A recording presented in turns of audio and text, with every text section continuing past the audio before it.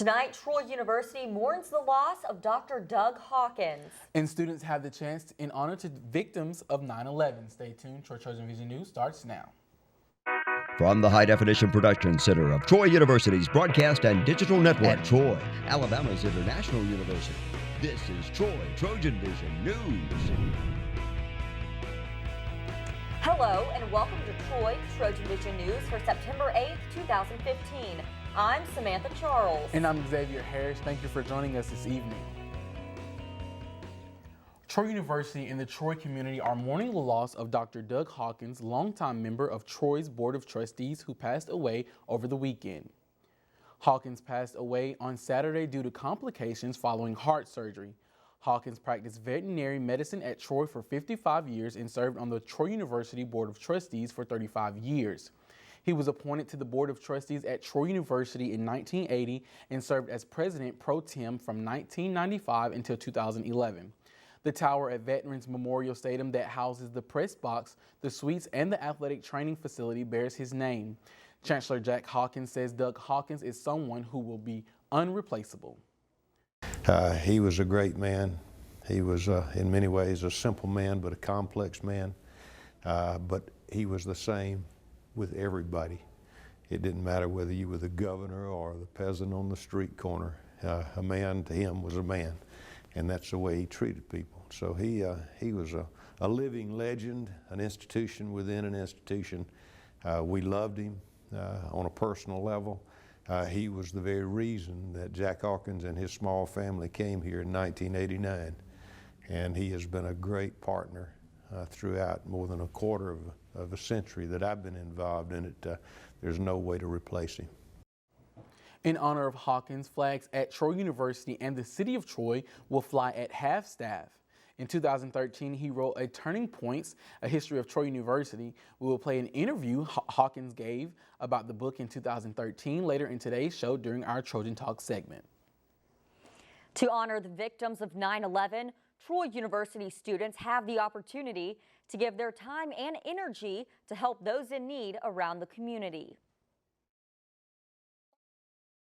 Troy University students have the chance to honor the victims of the 9/11 attacks by volunteering in a week of service projects around the Troy community.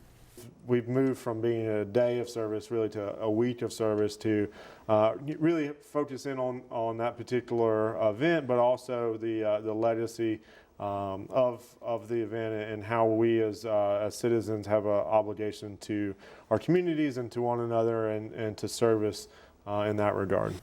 The event is part of a National Day of Service, but Troy University expanded it into a whole week to allow more students to get involved. The simplest explanation is just, we're trying to accommodate students and their schedules, but also meet as many needs as possible. And so by expanding that out to a multi-day event, it allows us to kind of expand our footprint here locally.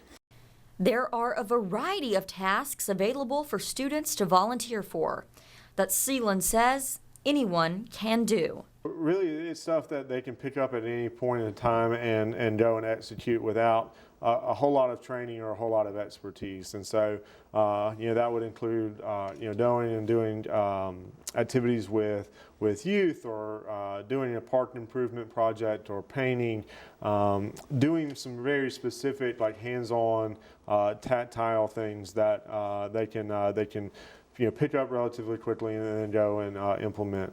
To sign up, Sealand says, students need to pay a visit to the Service Learning Office in Eldridge Hall and put their name on the big board. We'll register folks in our office so they can stop by, register themselves or their group with a massive, big board of opportunities that we're coordinating that week. And they'll just sign up, and then we'll get their contact information, follow up with some specifics about where to show up, what to wear, what to expect, things of that nature. To sign up for the Service Week events, students can go to the Service Learning Office in Eldridge Hall, room 115.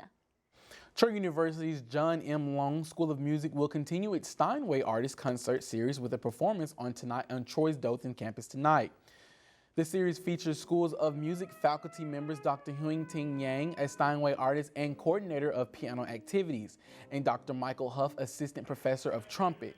Tonight's concert will be at 7 p.m. in Sony Hall on Troy's Dothan campus.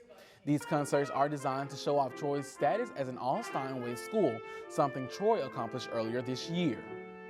This is one of the ways that we share the incredible talent that we have with our students, our faculty, and to make them aware of the great Steinways that we have here and the kind of excellence that is embodied in this School of Music. The concert is tonight at 7 in Sony Hall on Troy's Dothan campus. There will be one more show this Friday in Birmingham. All of the concerts in the series are free and open to the public. And now taking a look at news from around the state. Budget cuts could reverse the state's effort to reduce prison crowding. Alabama Corrections Commissioner Jeff Dunn said a 5% funding cut to the state's prison system would take prison crowding from 185% to 213% of capacity. Lawmakers earlier this year approved a series of reforms aimed at reducing crowding, but have yet to fund them. Lawmakers met today to bring a special session on the state's budget. A 22-year-old man has drowned at Smith Lake over the holiday weekend.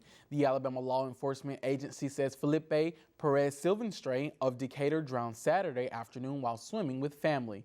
Silvestre was taken to Walker Baptist Medical Center in Jasper, where he was pronounced dead.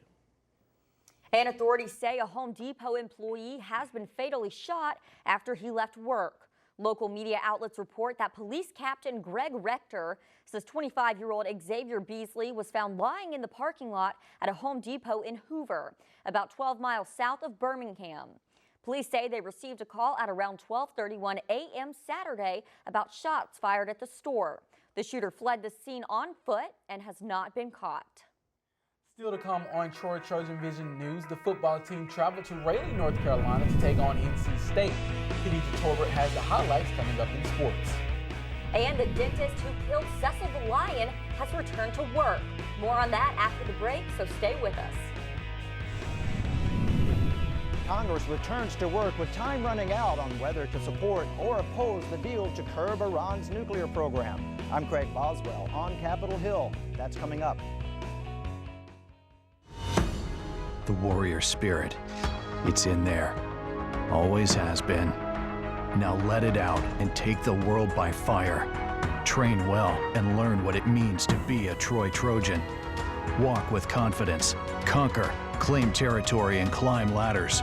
Know that you have the power to stand alone, but the comfort of knowing that you'll never have to. Discover your inner warrior. Find it at troy.edu/spirit. When I was in foster care, I never knew when I would have to move. So I always had my suitcase ready to go. Then one day I was adopted. My new parents opened their hearts and home to me. My parents cook my favorite breakfast for me every morning. My parents take me on trips I never thought I would go on. They gave me a home and an even better reason to use that suitcase. My parents aren't perfect, but they're perfect for me.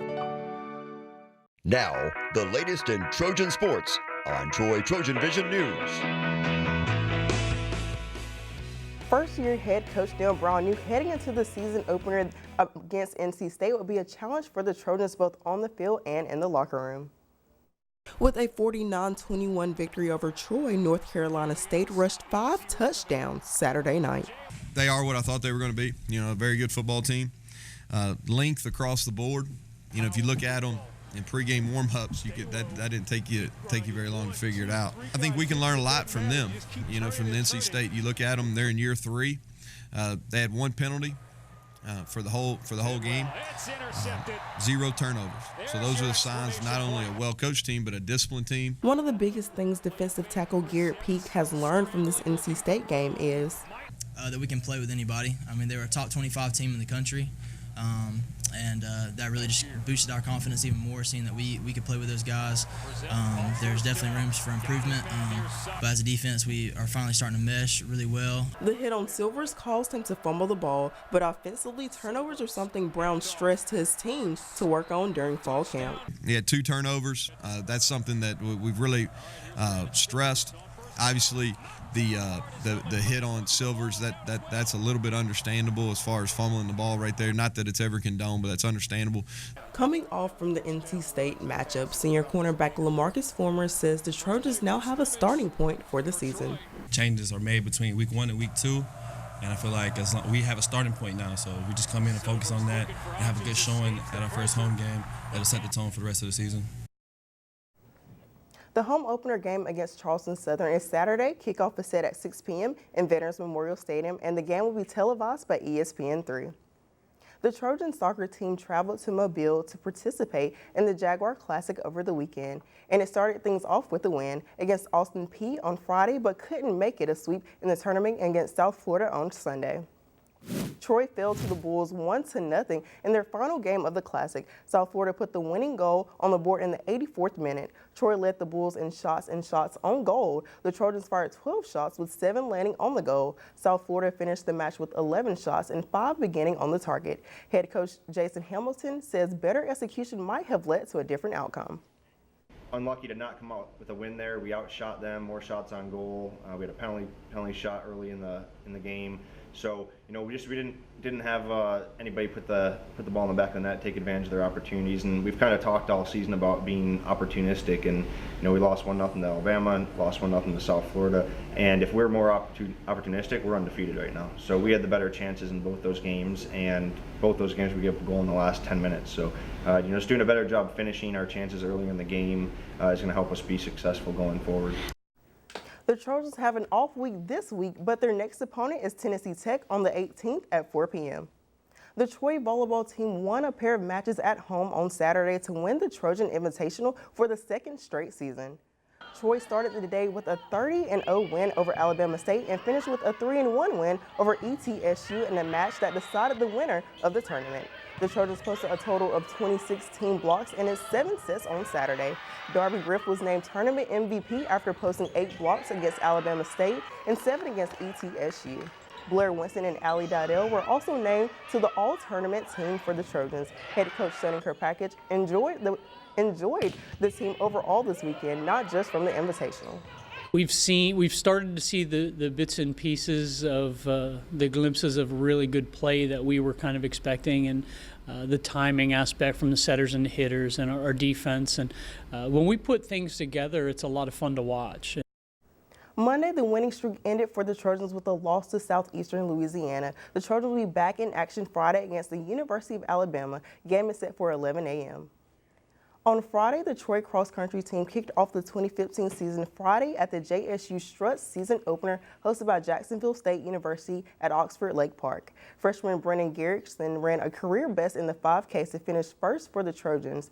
Men fit 5 minutes and 46 seconds. A pair of freshmen Brad Dixon and Cal Norris took second and third respectively.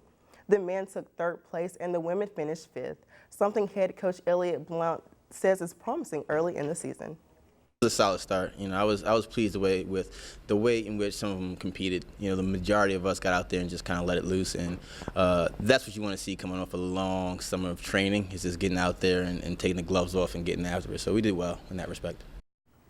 Troy Cross Country will return to action next Friday, September 11th at the Azalea City Classic, hosted by conference rivals South Alabama and Mobile.